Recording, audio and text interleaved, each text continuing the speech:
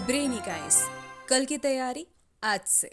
नमस्कार दोस्तों, ब्रेनियक आईएएस में आपका स्वागत है। मेरा नाम है निखिल दुबे और जैसा हमारी साइंस एंड टेक्नोलॉजी की लेक्चर सीरीज स्टार्ट हुई थी हमारे यूट्यूब चैनल ब्रेनियक आईएएस पे, तो इसमें हमने 2 लेक्चर कंप्लीट कर लिए हैं। तो लास्ट लेक्चर में हमने देखे थे वेरियस रॉकेट लॉन्चिंग व्हीकल्स जैसे SSLV, ASLV, GSLV, PSLV, GSLV mark 3, एचआरएलवीएम मतलब human rated launch vehicle mark 3। तो ये सारे हमने देख लिए थे। हमने देखे थे ऑर्बिटल मॉड्यूल कौन कौन से होते हैं, जैसे क्रू मॉड्यूल, सर्विस मॉड्यूल।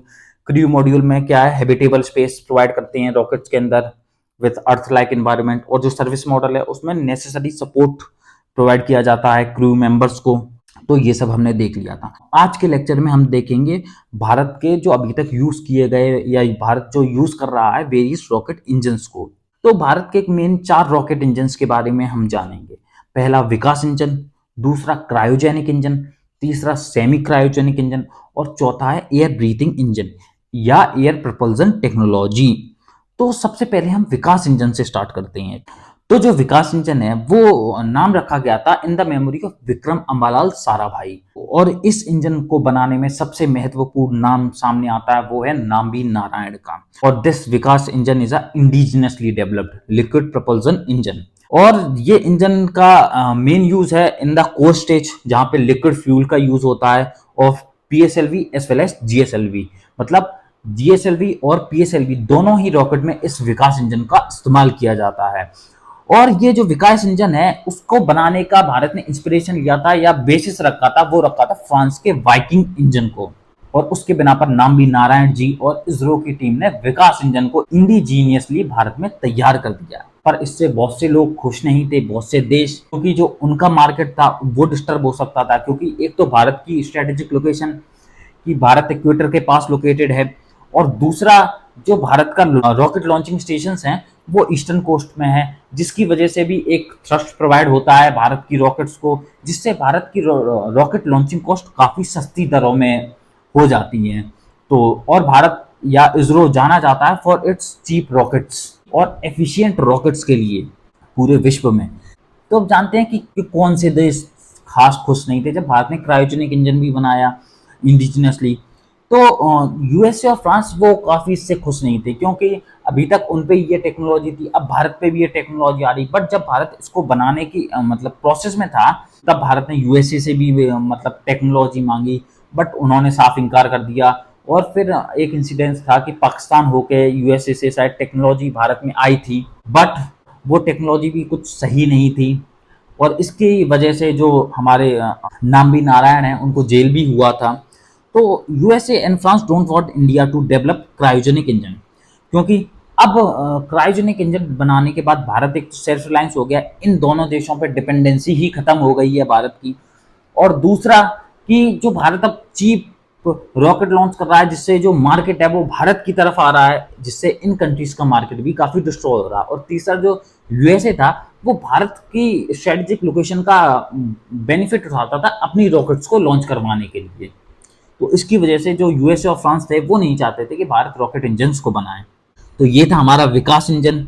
अब आते हैं अगले रॉकेट इंजन पे, जो है एयर प्रपल्सन इंजन।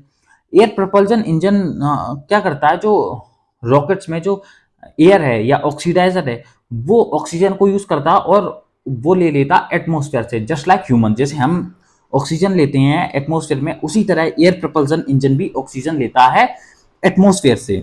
और इस एयर प्रपल्सन इंजन में हाइड्रोजन होता है फ्यूल की तरह यूज, और ऑक्सीजन होता है ऑक्सीडाइजर की तरह यूज। और ये ऑक्सीजन ले लिया जाता है एटमोस्फेयर से, जिसकी वजह से जो ऑक्सीडाइजर कैरी करने की कॉस्ट है वो काफी हद तक कम हो जाती है, क्योंकि अब सिर्फ हाइड्रोजन को ऐसा फ्यूल कैरी किया जा सकता है।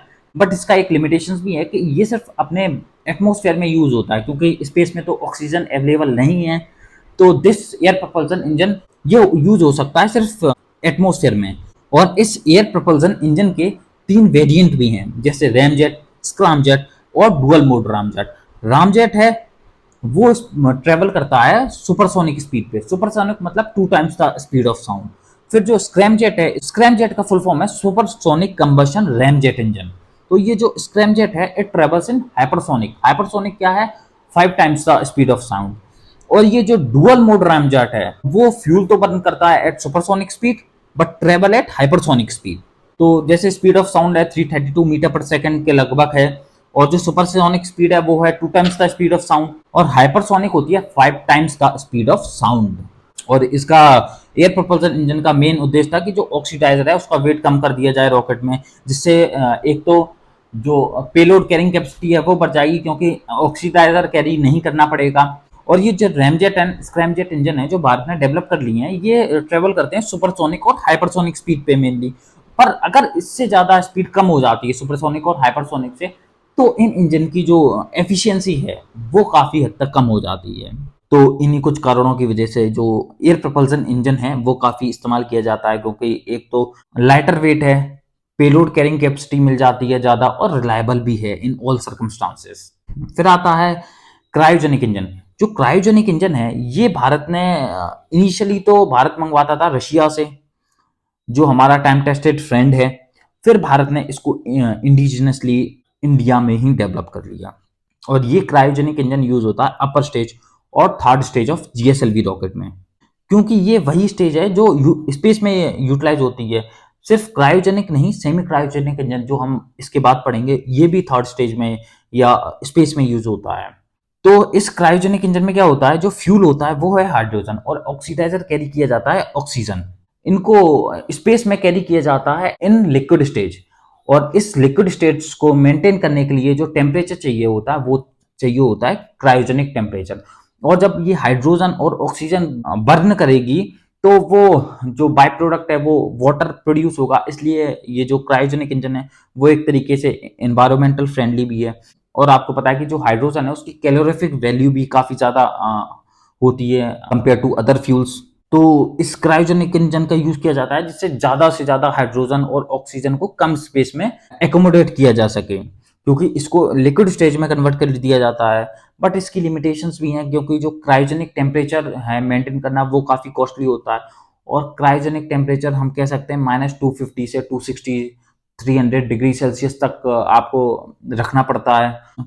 तो this cryogenic temperature maintenance is also costly affair. और उसके बाद दो ये जो हाइड्रोजन है वो मोस्ट अबंडेंट एलिमेंट है इन यूनिवर्स, बट जो प्रोडक्शन है हाइड्रोजन का जो हम यूज कर सकें वो अभी इनिशियल टेक्नोलॉजी जो अभी यूज हो रही है उससे बहुत कॉस्टली होता है, और इसका मेंटेनेंस भी कॉस्टली है और ट्रांसपोर्टेशन भी कॉस्टली है, जिसकी वजह से जो क्रायोजेनिक इंजन है वो थोड़ा कॉस्ट इंक्रीज हो रही है उसकी।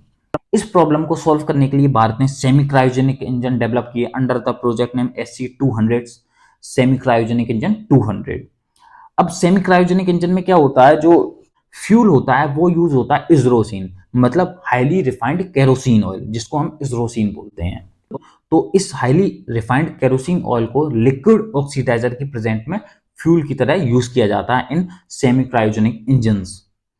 और ये जो सेमी क्रायोजेनिक इंजन्स है ये मेनली यूज होते हैं इन unified launch vehicles and reusable launch vehicles में इस सेमी क्रायोजेनिक इंजन का यूज होता है। अब जानते हैं क्या क्या बेनिफिट्स हैं इस सेमी क्रायोजेनिक इंजन के। पहला, इसको रूम टेम्परेचर पे मेंटेन कर सकते हैं as opposed to cryogenic engine जिसको क्रायोजेनिक टेम्परेचर चाहिए। और जो प्रोडक्शन मेंटेनेंस है, ट्रांसपोर्टेशन है, वो भी इस सेमी क्रायोजेनिक इंजन की जो कॉस्ट आती है वो काफ़ी कम हो जाती है। और सेमी क्रायोजेनिक इंजन एफिशिएंट भी बहुत ज़्यादा है as compared to cryogenic engine. तो ये कुछ बेनिफिट्स थे सेमी क्रायोजेनिक इंजन के। दोस्तों ये हैं भारत के कुछ rocket engine. Indian rocket system evolutionary है, रॉकेट लॉन्च व्हीकल्स और इंजन दोनों के ही तरफ से आप देखा जाए। जैसे लॉन्च व्हीकल जैसे SLV बना जिसकी पेलोड कैपेसिटी थी लगभग 40 किलो, फिर बना ASLV जिसकी पेलोड कैरिंग कैपेसिटी इंक्रीज हुई 140 किलो तक इंक्रीज हो गई। फिर आया PSLV जिसकी पेलोड कैपेसिटी है 700 से 1800 किलो। फिर आया GSLV payload capacity of 2000 kilo. फिर आया GSLV मार्क 3 जिसकी पेलोड कैपेसिटी डबल हो गई 4000 किलो। फिर यूनिफाइड लॉन्च व्हीकल है जिनकी मतलब पेलोड कैपेसिटी है लगभग 7000 से 8000 किलो।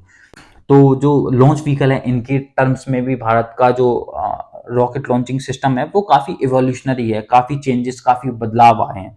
और रॉकेट इंजन्स में भी, क्योंकि जैसे विकास इंजन, उसके बाद आया cryogenic, semi cryogenic engine, air propulsion engine, तो भारत ने इसमें भी इसरो ने हमारे काफ़ी डेवलपमेंट किया है इस रॉकेट इंजन्स टेक्नोलॉजी में। So friends this is for today's lecture from Brainiac IAS। हम यहीं विदा लेते हैं आपसे। अब नेक्स्ट लेक्चर में हम आगे बढ़ेंगे, ऑर्बिट्स को समझेंगे और सैटेलाइट्स को समझेंगे, क्या क्या स्पेस मिशंस हैं, ये सारे अगले लेक्चर्स में समझेंगे। Thank you, this is from Brainiac IAS. और अगर आपने चैनल सब्सक्राइब नहीं किया है तो सब्सक्राइब करो, और हमारा जो फ्री फाउंडेशन कोर्स चल रहा है यूट्यूब चैनल पे उसको देखो और अपनी फीडबैक दो। और हमारा ईमेल है brainiacis64@gmail.com, उसमें आप अपने फीडबैक दे सकते हैं या अपनी क्वेरीज को भेज सकते हैं, हमारी टीम आपको जवाब देगी। So friends, thank you, this is from Brainiac IAS.